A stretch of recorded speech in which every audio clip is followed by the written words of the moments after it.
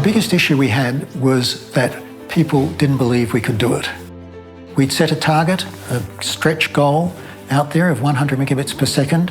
The current technology was 100 times slower. People just didn't believe it was possible. My name's Terry Percival.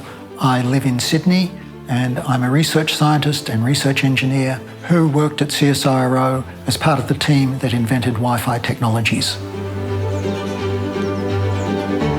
When I was at university, I was looking at various options to do with my degrees, and looking around at things like the Parkes radio telescope, it really made me think, these are amazing machines.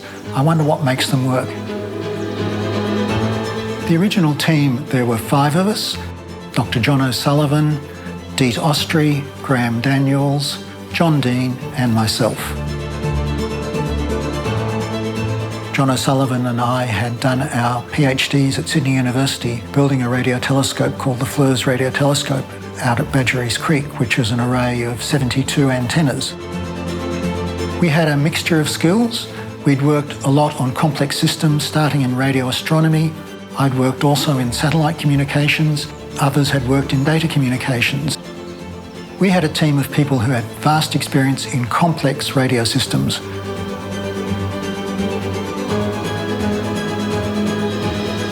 People wanted to be connected wherever they went.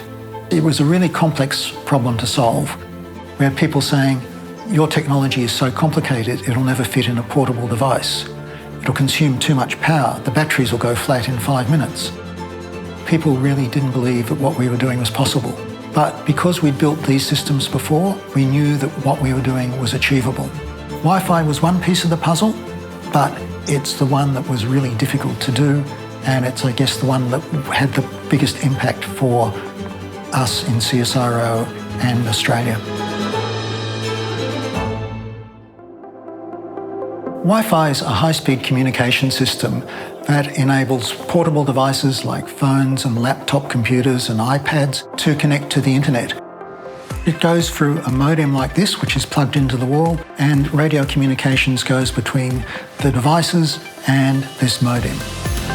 This is one of the early prototypes we built. This enabled us to prove that our system would work reliably.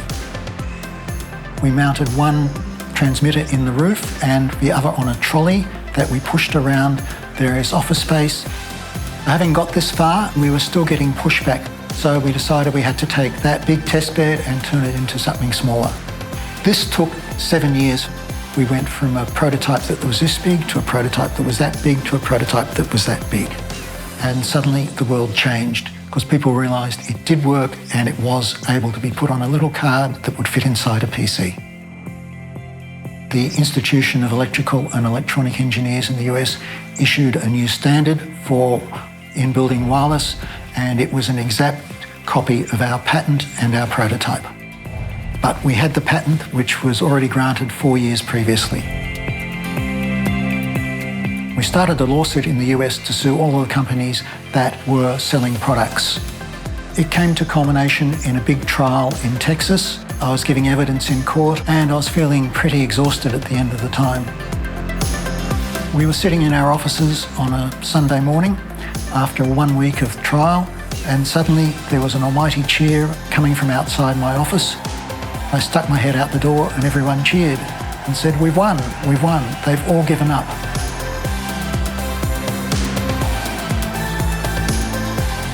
At this stage, everyone had settled the lawsuit, and in the first tranche, CSIRO got $200 million worth of royalties paid. Back in 2012, John O'Sullivan and I were invited to the Inventors Award. John and I were sitting there looking at each other when the nominations were read out by a gentleman called Professor Rubik, who was better known for inventing a little toy called the Rubik's Cube.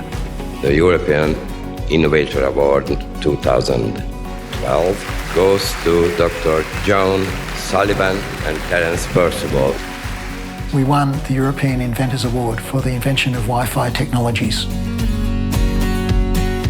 We saw the advent of laptop computers, personal tablets. If you could get wireless connectivity into them high speed, it would make a big difference to things like education. We discussed lots of scenarios where it might be used. Classrooms was one area, obviously the home office, businesses, even inside aircraft.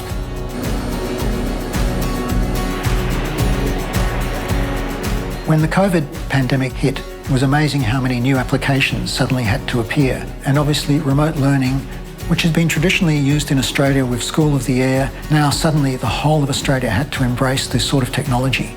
And this wouldn't have been possible without this universal communication system that we dreamed of 30 years ago. It's really a success of knowing that you worked together as a team and achieved a really good outcome. It's a great satisfaction when something that you've worked on actually gets used.